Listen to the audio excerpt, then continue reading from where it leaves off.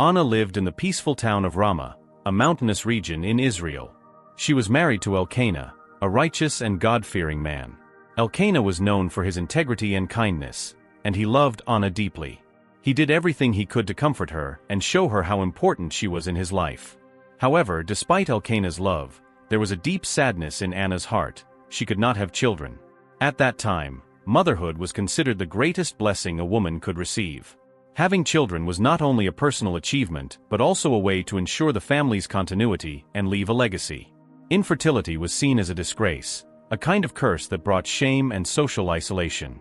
To complicate the situation further, Elkanah had another wife, Peninnah. In those days, it was common for men to have more than one wife, especially if the first could not bear children. Peninnah had several sons and daughters and did not miss the opportunity to remind Anna of her condition. With sharp words and cruel actions, Peninnah constantly mocked Anna. "Look how my children run and play, Anna. Oh, how good it is to be a mother," Peninnah would say with a malicious smile. Each comment was like a stab in Anna's heart. The children's laughter, which should have brought joy, only increased her sense of emptiness and sadness. Peninnah seemed to delight in provoking Anna, making her pain even more unbearable. Despite the provocations, Anna did not retaliate. She was a woman of humble spirit and a kind heart. Instead of responding with bitterness, she kept her pain silent. But this silence did not mean she did not feel deeply. At night, when everyone was asleep, Anna shed her tears on her pillow, feeling alone in her distress. Elkanah, noticing Anna's sadness, tried to console her. "Anna, why are you crying?" he asked tenderly. "Why are you not eating? Why are you so down? Am I not better for you than 10 children?" Although Elkanah's words were well-intentioned, they could not fill the void Anna felt. Her desire to be a mother was deep and unwavering. Every year, Elkanah took his family to the Tabernacle in Shiloh to worship and offer sacrifices to the Lord. It was a time of celebration and gratitude, but also an occasion when Anna's pain intensified. During these trips, Peninnah took the opportunity to provoke her even more. "Anna, you have no children to present to the Lord? What a pity," she would say with false sympathy. Once, during one of these visits to Shiloh, Anna's anguish reached its peak. After being incessantly provoked by Peninnah, she could no longer contain her emotions. With a heavy heart and teary eyes, Anna quietly rose from the table where the family was gathered and headed to the tabernacle. In the sanctuary, she knelt and began to pray fervently. Her tears fell incessantly as she poured out her heart before God. "O Lord of hosts," she pleaded silently, "if you will look upon the affliction of your servant and remember me, not forgetting your servant but granting her a child, then I will dedicate him to the Lord for all the days of his life." Anna was willing to give her greatest desire back to God. Her prayer was not just a request, but an act of total surrender and trust. She believed that only God could change her situation and remove the shame she carried. As she prayed, Anna moved her lips, but no sound came out. This silent form of prayer was unusual at the time but reflected the depth of her pain and the sincerity of her plea. She did not seek to attract attention. She was entirely focused on her communication with God. After some time, Anna felt a peace invade her heart. She stood up, wiped her tears, and returned to her family. Her face still bore the mark of pain, but now there was also a glimmer of hope in her eyes. Anna's story at this moment shows us the strength of a woman who, despite facing humiliation and despair, chose to place her trust in God. She did not allow bitterness to dominate her heart. Instead, she sought refuge in faith, believing that the Lord could transform her sadness into joy. Anna teaches us about the importance of persevering amid adversities and maintaining hope even when everything seems lost. Her story is a powerful reminder that God sees our tears, understands our pains, and pays attention to our most sincere prayers. If you feel motivated and inspired by this content, check if you are subscribed to the channel so you don't miss more videos like this. We will bring a series of contents with biblical teachings and inspiring stories that motivate us to continue and not give up. Let us proceed with the story. Every year, there was a sacred tradition that Elkanah's family faithfully followed: the pilgrimage to the Lord's Tabernacle in Shiloh. Shiloh was a special place where the Ark of the Covenant remained, and where the people of Israel gathered to worship God and offer sacrifices. For many families, this annual trip was a time of joy, celebration, and spiritual renewal. Before departure, Elkanah's house in Ramah would be bustling with preparations. The tents were dismantled, the animals selected for sacrifice, and the provisions organized for the journey. Peninnah, with her children around her, participated enthusiastically, while Anna observed in silence, carrying in her heart the mixture of hope and sadness that constantly accompanied her. The journey to Shiloh was long and full of challenges. The family walked along dusty roads, crossing valleys and hills under the scorching sun by day and the cold by night. During the trip, Peninnah's children ran and played, filling the air with laughter. Each child's giggle was a painful reminder to Anna of something she still did not have and so deeply desired. Even so, she kept her head held high, trying to find comfort in the beauty of the landscape and in God's promises. Upon arriving in Shiloh, the atmosphere was one of reverence and expectation. The tabernacle stood majestic, and the aroma of sacrifices burning on the altar filled the air. Families gathered, sang hymns, and presented their offerings to the Lord. Elkanah, as the head of the family, conducted the rituals with devotion, thanking God for his blessings. During the celebration, Elkanah distributed portions of the sacrifice to Peninnah, her sons and daughters. But for Anna, he gave a double portion as a sign of his special love for her. Peninnah, noticing this gesture, felt jealous and took the opportunity to provoke Anna even more, whispering malicious comments and casting disdainful glances. One night, after enduring another series of humiliations, Anna could no longer contain her emotions. With a heavy heart, she quietly stood up and walked away from the crowd. Her steps led her to the entrance of the tabernacle, where the flame of the lamps cast dancing shadows on the walls. There, in a more secluded corner, Anna knelt down. Words did not come out of her mouth audibly, but her heart screamed. With her lips moving in silence, she poured out her entire soul before God. Tears rolled down her face as she made a sincere plea. "O Lord of hosts, if you will look upon the affliction of your servant and remember me, and not forget your servant, but give her a male child, then I will dedicate him to the Lord for all the days of his life, and no razor will ever touch his head." Anna made a solemn vow, promising that if God granted her the grace to be a mother, she would give her son back to the Lord to serve him all his life. It was a total surrender, a demonstration of faith and trust in God's sovereignty. In that moment, all of Anna's pain, shame, and longing were placed at the feet of the Most High. As she prayed, the priest Eli was sitting near the entrance of the tabernacle. He watched Anna and noticed that her lips were moving, but no voice was heard. Intrigued and perhaps suspicious, Eli began to pay closer attention to that deeply emotional woman. But Anna was so immersed in her prayer that she did not notice anything around her. Every fiber of her being was connected to God. She believed that only He could understand the depth of her pain and the sincerity of her request. In that sacred place, Anna felt a relief, as if a weight had been lifted from her shoulders. Upon finishing her prayer, she wiped her tears and took a moment to breathe deeply. There was a peace that was not there before, a renewed hope. Anna stood up, ready to return to her family, still not knowing how, but trusting that God had heard her plea. The visit to the tabernacle in Shiloh that year would be a milestone in Anna's life. Not only because of the fervent prayer she made, but because there she completely surrendered her deepest desire into God's hands, fully trusting in His will and timing. This total surrender would mark the beginning of a transformation that would affect not only her life but the history of the entire people of Israel.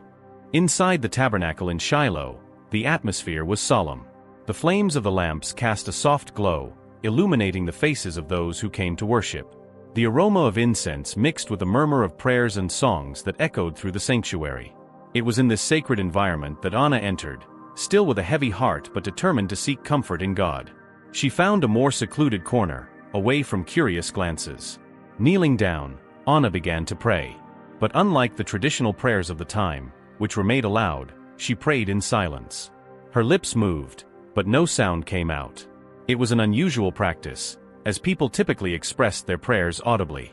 But Anna was so immersed in her pain and intimate conversation with God that audible words seemed inadequate. In her heart, she poured out everything she felt: the anguish of infertility, the humiliation suffered from Peninnah's provocations, the deep desire to be a mother.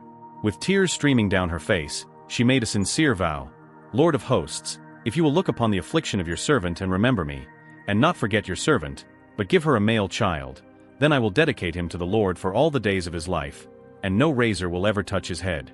This vow was significant.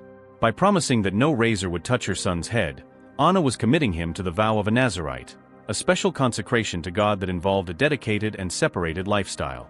It was an offering of all that she most desired, giving back to the Lord the blessing she longed to receive. As Anna prayed deeply, The priest Eli was sitting near the entrance of the tabernacle, watching the people coming and going. His eyes fell upon Anna. He noticed that her lips were moving, but no sound came out. Her face was marked by emotion, and she seemed to sway slightly. To Eli, this was strange and suspicious. Unaware of what was happening in Anna's heart, Eli concluded that she must be drunk. He might have thought that she had drunk too much wine during the festivities and was now behaving inappropriately in the holy place. With a serious expression, he approached her and said, "How long will you keep getting drunk? Get rid of the wine." Eli's words could have been a blow to Anna, but instead of taking offense, she looked up and responded with humility, "No, my lord. I am a woman troubled in spirit. I have not drunk wine or strong drink. I was pouring out my soul before the Lord. Do not treat your servant like a wicked woman, for the Lord has heard my plea. From the abundance of my anguish and my sorrow, I have been speaking until now." Upon hearing Anna's sincere explanation, Eli realized his mistake. The sincerity in her eyes and the depth of her words touched the priest's heart. He understood that he was dealing with a woman of great faith and deep pain. With a gentler and more compassionate tone, Eli said to her, "Go in peace, and may the God of Israel grant you what you have asked for." Those words were like balm to Anna, not only because the priest no longer judged her, but because he joined her in her petition, asking God to answer her plea. With a slight smile and a lighter heart, Anna replied, "May your servant find favor in your eyes." Then she stood up and left. Something had changed within Anna. The sadness that once weighed on her shoulders seemed to have been lifted. She felt a peace that she could not fully explain. Upon reuniting with her family, Anna participated in the meal, something she could not do before due to her anguish. Elkanah noticed the change in his wife, but perhaps did not fully understand what had happened. Anna's silent prayer not only moved her own heart, but also touched the heart of God. In that moment of deep sincerity and total surrender, she established a powerful connection with the Lord. Her faith and humility paved the way for divine intervention in her life. The episode with Eli also shows us how appearances can be deceiving. The priest, even being a man of God, prematurely judged Anna. But through their interaction, we see how understanding and blessing can arise when there is communication and openness of heart. Anna teaches us that no matter how great our pain or how desperate our situation may seem, we can always turn to God in sincere prayer. Even if the world around us does not understand us, He sees our hearts. And sometimes, it is in the silence of our lips, but in the intensity of our hearts, that the most powerful prayers are made. From that day on, Anna carried with her the renewed hope that God was working in her life. And although she still did not know how or when, she trusted that her prayer had been heard in heaven. After that profound prayer at the tabernacle and the blessing received from the priest Eli, Anna returned home with a new disposition. The sadness that once marked her face had given way to serene peace. Her steps were lighter, and there was a sparkle in her eyes that did not go unnoticed. Elkanah, her husband, noticed the change and felt joy seeing his beloved wife renewed. Days turned into weeks, and Anna continued her daily routine in Ramah. But now, each task was performed with a heart full of hope. Upon waking, she thanked God for the new day and the trust that He was acting in her life. The anxiety that once consumed her had been replaced by peaceful faith. One day, Anna began to notice subtle signs that something different was happening. There was a new sensation in her body, an almost imperceptible indication of change. Over time, these signs became more evident. Her heart raced at the thought of the possibility she so desired. Could God have truly heard her plea? In time, the confirmation came: Anna was pregnant. The joy that flooded her heart was indescribable. Tears streamed down her face as she praised the Lord for the blessing received. Elkanah, upon hearing the news, embraced Anna with affection and gratitude. He also exalted God for the kindness shown to his family. The news of Anna's pregnancy spread throughout the community. People who once looked at her with pity or disdain now greeted her with smiles and words of encouragement. Peninnah, Elkanah's other wife, was likely surprised by the turn of events. Although the Bible does not detail her reaction, we can imagine that the provocation ceased in the face of the evident divine intervention. During the months of pregnancy, Anna took care of herself with dedication. Every movement of the baby in her womb was a reminder of God's faithfulness. She spent hours singing hymns of praise and talking to the child she carried, sharing her love and gratitude. Finally, the much-anticipated moment arrived. Amid intense emotions and expectations, Anna gave birth to a beautiful boy. Holding her son for the first time, she felt a wave of love overflowing. Looking into his eyes, she knew exactly what name to give him: Samuel. This name had a special meaning, heard by God or God has heard, a direct homage to the divine response to her fervent prayer. Elkanah's house was filled with celebrations. Relatives and friends came to congratulate the couple and meet the newborn. There were laughter, music, and shared stories. The women of the neighborhood helped Anna with the initial care, while the men congratulated Elkanah on the arrival of his son. But amid the joy, Anna did not forget the vow she had made to the Lord. She knew that Samuel was not just a gift to her, but also to God. From the beginning, she dedicated herself to caring for him with love and preparing him for the greater purpose that awaited him.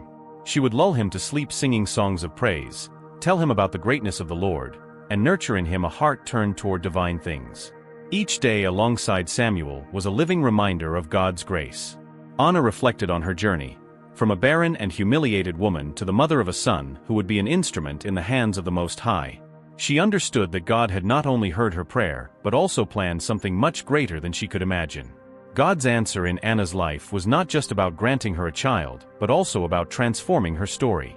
Samuel would become one of Israel's greatest prophets, someone who would hear the voice of God and lead the people in decisive times.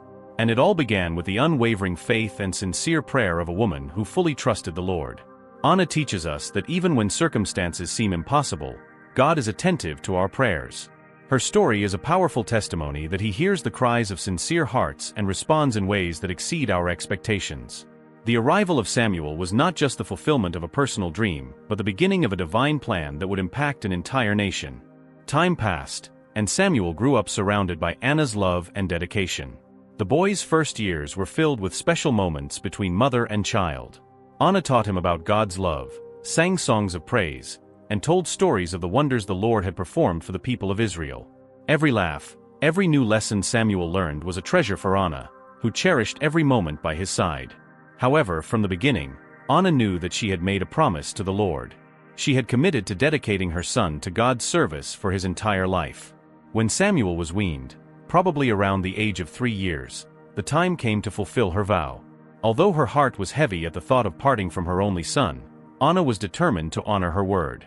Preparing for the journey to Shiloh, Anna and Elkanah gathered offerings to present to the Lord, a 3-year-old heifer, flour and wine.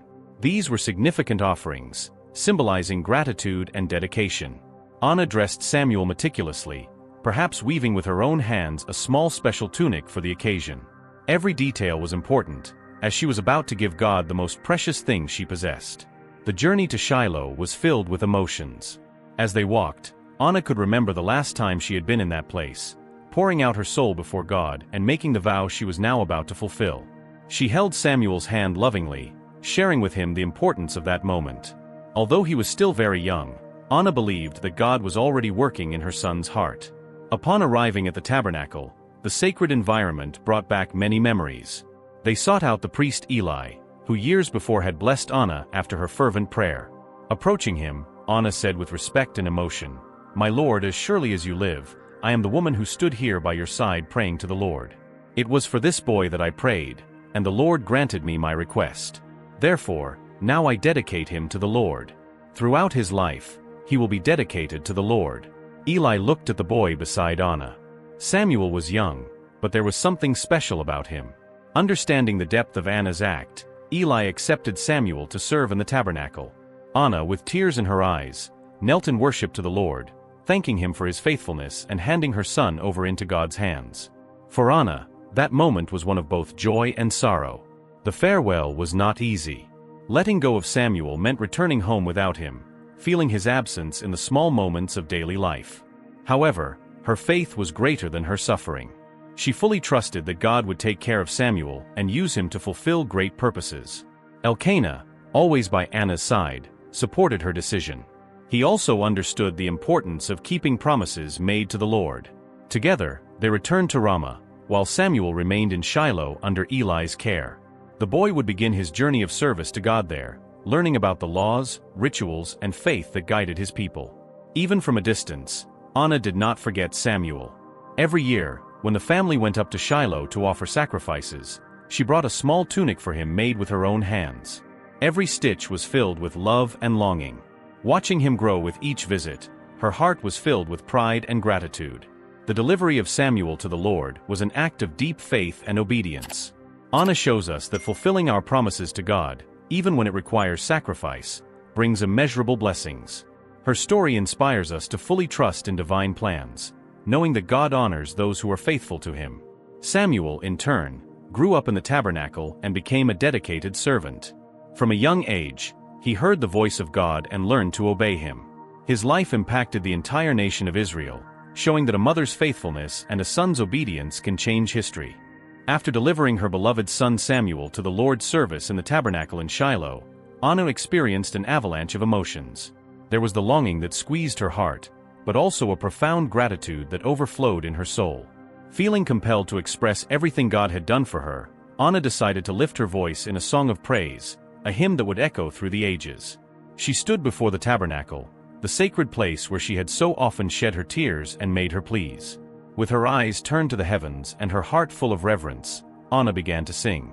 My heart rejoices in the Lord, in him my strength is renewed. My mouth laughs at my enemies, for I rejoice in your salvation. People around stopped to listen. There was something powerful in the way Anna pronounced each word. Her song was not just a personal expression of gratitude, but a declaration of God's greatness. She continued, There is none holy like the Lord, there is none besides you, there is no rock like our God. Anna wanted everyone to know that the Lord is unique, unparalleled in holiness and power. She reminded everyone that God is a firm rock, a safe refuge in times of tribulation. Do not speak with such pride. Do not let arrogant words come out of your mouth, for the Lord is the God who knows everything. He judges human actions. With these words, Anna warned against pride and arrogance, perhaps remembering Peninnah's provocations. She acknowledged that God knows hearts and weighs each person's actions. He is just and sovereign in his judgments. The bows of the mighty are broken, but the weak are clothed with strength. Those who once had much now work for food, but those who were hungry no longer lack. Anna was witnessing how God can reverse situations. Those who considered themselves strong may be weakened, while the weak are strengthened. She herself was living proof of this. From a barren and humiliated woman, she became the mother of a son who would serve God. The woman who could not have children now has 7, but the one who had many children will wither. She highlighted God's ability to transform barrenness into fertility, to bring life where there was previously no hope.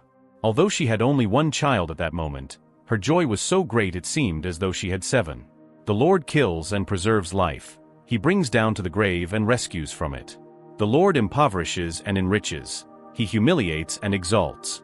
Anna recognized that all things are in God's hands. He has power over life and death, over wealth and poverty, over humiliation and exaltation.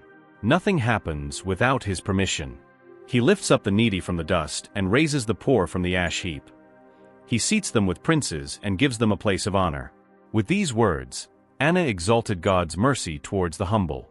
She knew that God looks upon the oppressed and lifts them to positions of honor. Her own life was a testament to this truth.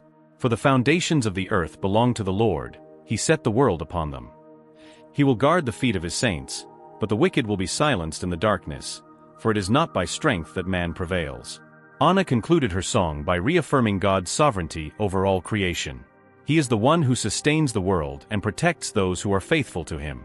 She reminded that it is not human strength that brings victory, but God's power. Those who contend with the Lord will be shattered. From heaven he will thunder against them. The Lord will judge the ends of the earth. He will give strength to his king and exalt the power of his anointed. These final words were prophetic. Anna spoke of a king and anointed one, anticipating the future establishment of the monarchy in Israel and pointing to the coming of the Messiah. Her song transcended her personal experience and reached God's greater plan for the world. The people who witnessed Anna's song were deeply touched. It was uncommon at that time for a woman to express such understanding of God's nature and his plans. Her words resonated in everyone's hearts, serving as a powerful testimony of divine faithfulness. After her song, Anna felt an even greater peace. She knew she had fulfilled her vow to the Lord and that Samuel was exactly where he should be. Although the longing was real, her trust in God was greater. She returned home with Elkanah, carrying with her the certainty that God would take care of her son and accomplish great things through him. Anna's song was not confined to that moment. Over generations, her words were remembered and repeated, inspiring others to trust in God's justice and sovereignty. To this day, her praise is a reminder that God hears the prayers of the humble, exalts the downtrodden, and brings down the proud. Anna leaves us a legacy of unwavering faith. Her life teaches us that regardless of circumstances, we can find reasons to praise God. She transformed her pain into worship, her suffering into testimony, and her song continues to inspire hearts around the world. After delivering Samuel to the Lord's service in the Tabernacle in Shiloh, Anna returned to her home in Ramah with Elkanah, her husband. Although her heart felt the absence of her beloved son, Anna had the peace that comes from obedience to God. She knew that Samuel was exactly where he should be, serving the Lord and learning under the priest Eli's guidance. Days in Ramah resumed their usual course. Anna dedicated herself to daily tasks, but now there was a serene joy in her heart. She continued to pray, thanking God for his faithfulness and the privilege of being Samuel's mother. Each year, when she went up to Shiloh to worship and offer sacrifices, Anna brought a new tunic for Samuel, made with her own hands. Seeing her son grow in the presence of God filled her heart with gratitude.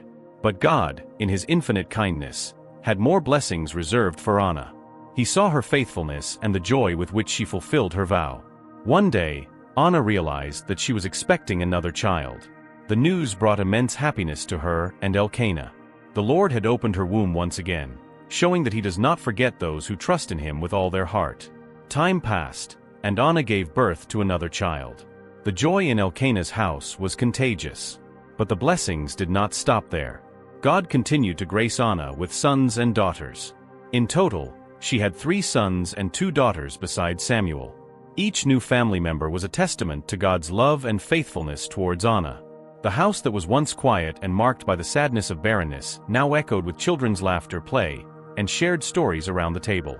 Anna dedicated herself to raising her children in the ways of the Lord, teaching them about God's greatness and the wonders he had performed in her life. She recounted how God had transformed her pain into joy and her shame into honor.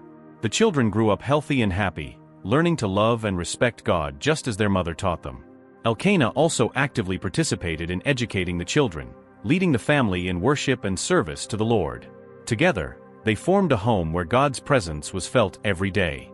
With each annual visit to Shiloh, the family reunited with Samuel. Anna watched with pride as her firstborn became a dedicated and wise young man. She saw in Samuel's eyes the reflection of God's grace and felt honored to have been chosen to be his mother. The multiplied blessing in Anna's life was a living testimony to everyone around her. The community noticed how God had transformed that woman's life. The one who was once known for her barrenness was now a mother of many. Anna's example inspired others to trust in the Lord, even in the face of difficulties. Anna understood that God is faithful and rewards those who seek him sincerely. Her story shows us that when we surrender our dreams and desires into God's hands, he can do infinitely more than we ask or imagine. Anna's faithfulness resulted not only in fulfilling her dream of being a mother, but also in forming a family that honored God. Over the years, Anna continued to serve the Lord with joy. She never forgot where God had delivered her from and always exalted his name for the blessings received. Her life became a continuous song of gratitude, a hymn of praise that inspired everyone who knew her. Anna's story reminds us that God sees beyond our limitations and pains. He honors faith and obedience, and his blessings have no limits. The multiplication of blessings in Anna's life is proof that when we fully trust in God, he surprises us with his generosity and love. Anna's legacy did not end with the delivery of Samuel to the Lord. As the boy grew up in the tabernacle under the care of the priest Eli, he developed not only physically but also spiritually. Samuel demonstrated a special sensitivity to God's things, reflecting the profound influence of his mother's prayers and faith. From a very young age, Samuel served in the tabernacle, helping with daily tasks and observing the sacred rituals. He wore a linen tunic, and each year his mother brought him a new one, lovingly made by her own hands. Anna and Elkanah visited Samuel annually, and each meeting was filled with love and pride as they watched their son grow. One night, when Samuel was still a boy, something extraordinary happened. While he slept in his room near the sanctuary, he heard a voice calling, "Samuel." Believing it was Eli calling him, Samuel ran to him and said, "Here I am, you called me, sir?" However, Eli responded, "I did not call. Go back and lie down." This happened 3 times. On the 3rd time, Eli realized that it was the Lord calling the boy and instructed Samuel, "Go and lie down." If he calls you again, say, 'Speak, Lord, for your servant is listening.'" Samuel returned to his bed, and when the voice called him again, he responded as Eli had instructed. Then, God spoke to Samuel, revealing profound messages about the future of Israel and about Eli's family. From that moment on, Samuel began to hear God's voice regularly, becoming a recognized prophet throughout the country. As he grew, Samuel gained respect and admiration from the people. He became a judge in Israel, traveling from city to city, advising the people and judging important matters. His leadership was marked by justice and faithfulness to God. The people trusted Samuel, knowing he was an upright man who sought the Lord's will in all things. However, over time, the Israelites began to ask for a king to rule over them, just like the neighboring nations. They wanted someone to lead them in battles and establish a monarchy. Samuel was saddened by this request because he knew that God was the true king of Israel. In prayer, God told him to grant the people's wish but warned about the consequences of having a human king. Samuel anointed Saul as the first king of Israel. Initially, Saul was humble and led the people courageously. But over time, he disobeyed God's instructions and strayed from his ways. God then informed Samuel that he would choose a new king, someone according to his heart. Following divine guidance, Samuel went to Jesse's house in Bethlehem. There, he met Jesse's sons. One by one, they came before Samuel, but God did not choose any of them. Confused, Samuel asked Jesse, "Are these all your sons?" Jesse replied, "There is still the youngest, David, who is tending the sheep." When David was called and appeared before Samuel, God said, "This is the one. Anoint him." Samuel then anointed David, who would later become Israel's most beloved king. Samuel continued to serve as a prophet and advisor, guiding both Saul and David at different times. His life was dedicated to obeying God and leading the people in the right ways. Even in the face of challenges and conflicts, Samuel remained steadfast in his faith, always placing God's will above all else. Samuel's impact on Israel's history was profound. He was the last of the judges and the first in a lineage of prophets who would greatly influence the people. His leadership helped transition Israel from a collection of tribes to a unified nation under a monarchy. Samuel was a crucial instrument in God's plans, and his wisdom and integrity left an indelible mark on history. All of this was the fruit of a mother's fervent prayer.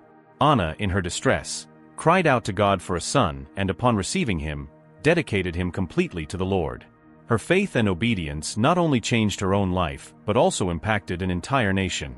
Samuel was a divine response not just for Anna but for all the people of Israel. Samuel's story shows us the power that a life dedicated to God can have.